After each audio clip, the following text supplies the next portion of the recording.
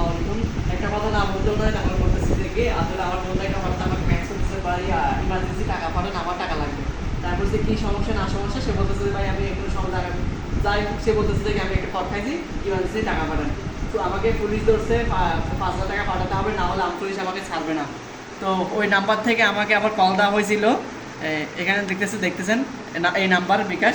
তো পুলিশ আমাকে ধরতেছে যে কি, পুলিশ আমাকে বলতেছে যে কি ইয়া ওই নাম্বার থেকে আমাকে আমার সেম কল করছে যে কি যে ভাই আমার মোবাইলে কেউ যদি টাকা পয়সা চায় তাহলে আপনি এটা পাঠাবেন না। তাই বলছি মেসেজে তো বলতেছে টাকা পাঠাতে না, বলে ভাই আমার হোয়াটসঅ্যাপ আইডি হ্যাক হয়েছে, আমি পুলিশের কাছে যাচ্ছি এটা সমস্যা সমাধানের জন্য।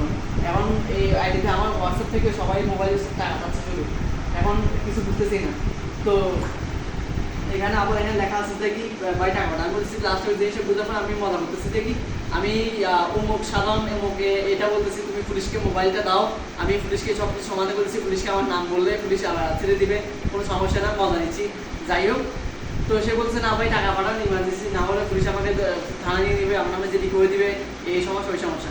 তো সবাইকে বলতেছি আবারও দেখতে পাচ্ছেন এখানে সব কিছু মোবাইল নাম্বার, সে বারবার বলতেছে আমাকে ইমার্জেন্সি টাকা পাঠান, আমাকে ইমার্জেন্সি টাকা পাঠান। তো আমি যে সে যদি আমাকে যদি কল করে যদি না বলতো তাহলে আমি টাকাটা ভুলেও পাঠাতাম, সাথে সাথে পাঠিয়ে দিতাম, কিন্তু কল করার কারণে যার কারণে সাথে তা এদিকে সবাই সুস্থ থাকবেন, এটা থাকবেন যে কেউ যদি আপনাকে হোয়াটসঅ্যাপ থেকে কেউ যদি টাকা চায় ইমার্জেন্সি, কখনোই টাকা দিবেন না, এসব থেকে সাবধান। কারণ হচ্ছে যে কি পতাকা চক্র, আর এখন অ্যাভেলেবল আইডি হ্যাক হচ্ছে, অ্যাভেলেবল আইডি হ্যাক হবে, মানুষ প্রধান সে করতেছে। তো সবাই কাছে এটাই সাজেশন, সবাই এগুলো থেকে বি কেয়ারফুল, এতটুকুই।